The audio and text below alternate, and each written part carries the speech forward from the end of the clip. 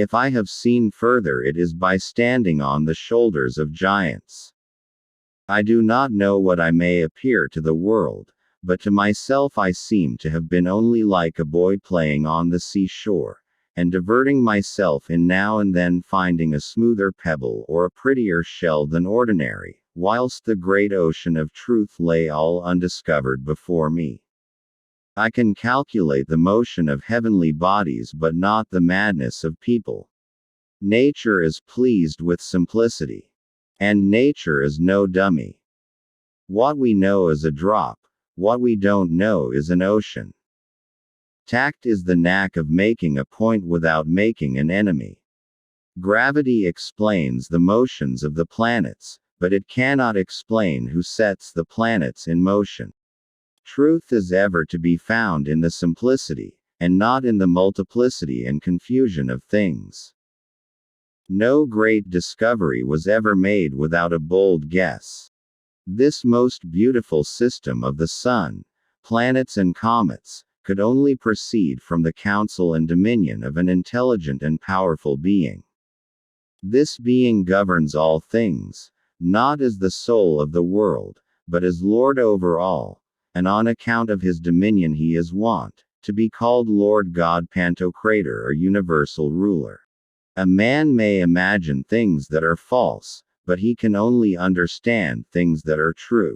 If I have ever made any valuable discoveries, it has been due more to patient attention than to any other talent. What goes up must come down. And to every action there is always an equal and opposite or contrary reaction.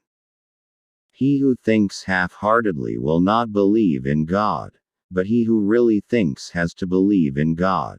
Live your life as an exclamation rather than an explanation. You have to make the rules, not follow them. Sir Isaac Newton was asked how he discovered the law of gravity. He replied, by thinking about it all the time. To myself I am only a child playing on the beach, while vast oceans of truth lie undiscovered before me. Trials are medicines which our gracious and wise physician prescribes because we need them, and he proportions the frequency and weight of them to what the case requires.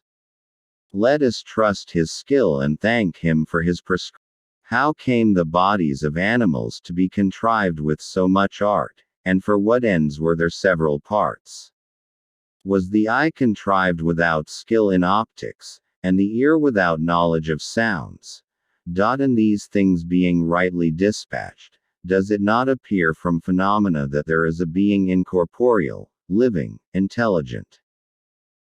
To explain all nature is too difficult a task for any one man or even for any one age. 'Tis much better to do a little with certainty and leave the rest for others that come after than to explain all things by conjecture without making sure of anything. Whence arises all that order and beauty we see in the world?